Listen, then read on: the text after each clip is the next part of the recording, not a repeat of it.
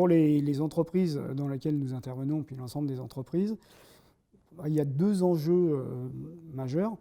Il y a un enjeu stratégique qui est l'enjeu de la diffusion des connaissances, des savoirs méthodologiques, différents savoirs qui sont produits par les différents professionnels au sein même de l'entreprise. Une entreprise, au quotidien, les gens inventent des choses, mettent au point des méthodes. Et il s'agit pour l'ensemble du collectif des équipes, en fait, de pouvoir avoir accès à ces différents savoirs, quels qu'ils soient.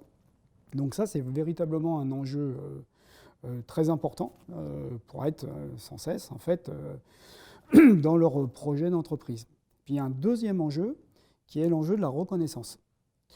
Depuis longtemps, en fait, il y a de la formation dans les entreprises, plus ou moins formelle, souvent informelle, où on demande des gens, à des professionnels, en plus de leur métier premier, de former leurs collègues, un nouveau. Voilà. Et jusqu'à dernièrement, en fait, cette compétence n'était pas véritablement reconnue. On s'aperçoit dans les entreprises, je vais citer un de nos clients, Renault, qui a signé un accord reconnaissance où de plus en plus, maintenant, on va reconnaître ces compétences un peu dites transverses, et notamment la compétence pédagogique.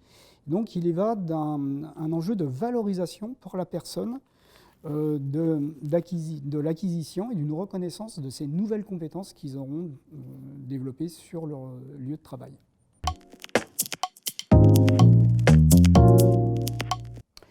Alors, on va proposer des modules de formation à peu près de 3 jours. Ça peut être variable selon des demandes spécifiques, mais qui vont se dérouler sur 3 jours et qui vont permettre aux gens d'explorer 4 grandes thématiques. Former, c'est ce qui se passe avant, dans un premier temps, c'est préparer sa formation. Donc, on va proposer un certain nombre d'outils, de situations qui vont permettre aux différents participants d'acquérir les bases de ce qu'on appelle l'ingénierie pédagogique. C'est-à-dire connaître son public, de quoi ont besoin les participants à nos formations. Et là, on va définir des objectifs pédagogiques spécifiques. On va apprendre à définir des objectifs pédagogiques. On va apprendre à monter un scénario pédagogique. Alors, ce qu'on appelle un scénario pédagogique, c'est une alternance de situations d'apprentissage pour les participants afin qu'ils atteignent les objectifs pédagogiques. On va leur apprendre à évaluer aussi, voilà. On va leur apprendre à créer des supports adaptés, des supports pédagogiques. Donc ça sera le temps de la préparation. Il y aura un deuxième temps, c'est mettre en œuvre la formation qu'on a préparée. Et donc c'est animer un groupe. Donc, ça va être les bases de la dynamique de groupe, l'utilisation des différents types de questions, la résolution des situations un petit peu problématiques. Voilà. Un troisième domaine qui est très important, c'est comment j'évalue que je suis toujours en relation avec mes apprenants. C'est-à-dire comment, en fait, ils apprennent. Donc, on va parler d'évaluation diagnostique au début, d'évaluation formative, en cours de formation, pour être toujours au contact et faire des formations efficaces, puis de formation sommative à la fin. Et un quatrième thème qui sera, on va aller faire un détour sur les mécanismes de l'apprentissage.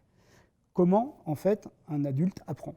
Et là, on va parler de mémorisation, on va parler de zones d'apprentissage, et on va s'inspirer aussi des apports des neurosciences qui viennent sans cesse un peu questionner notre façon de comprendre les mécanismes d'apprentissage. Donc nos formations sont aussi évolutives. Voilà, ça c'est aussi très important. Dernier point, très important dans la façon dont on attrape ces différentes thématiques, c'est qu'on propose une formation expérientielle. C'est-à-dire que toutes ces notions seront toujours abordées à partir de situations d'exploration. On va mettre les gens, nos participants, en situation d'apprentissage à différents niveaux. Par exemple, sur les méthodes pédagogiques, on va leur faire vivre des apprentissages après, avec différentes méthodes. Et on va les amener à pratiquer ce qu'on appelle l'analyse réflexive, à réfléchir sur la façon dont ils s'y sont pris pour apprendre, de façon à pouvoir ensuite se décoller sur leur rôle de formateur. Donc il y aura toujours ces différents plans qui seront présents dans nos formations.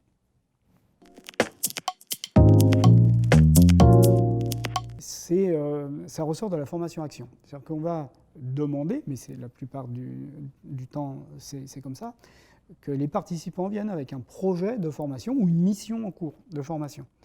C'est-à-dire qu'on va travailler ces différentes thématiques qu'on a pu aborder là, précédemment. On va à chaque instant les relier à leur projet de formation.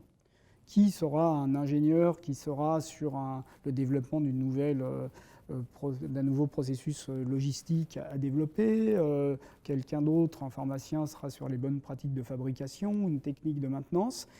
La personne, on va avoir ça en toile de fond pour chacun. Et à chaque fois qu'on va aborder une notion, méthode pédagogique, objectif pédagogique, à tout instant, on va permettre à chacun de faire ce lien avec son projet, afin qu'à l'issue de la formation, outre les compétences générales qu'il aura développées, il ait quasiment un kit de formation, une formation presque clé en main à délivrer. Et ça, c'est important, car ça donne du sens à chacun, à cette formation de formateur.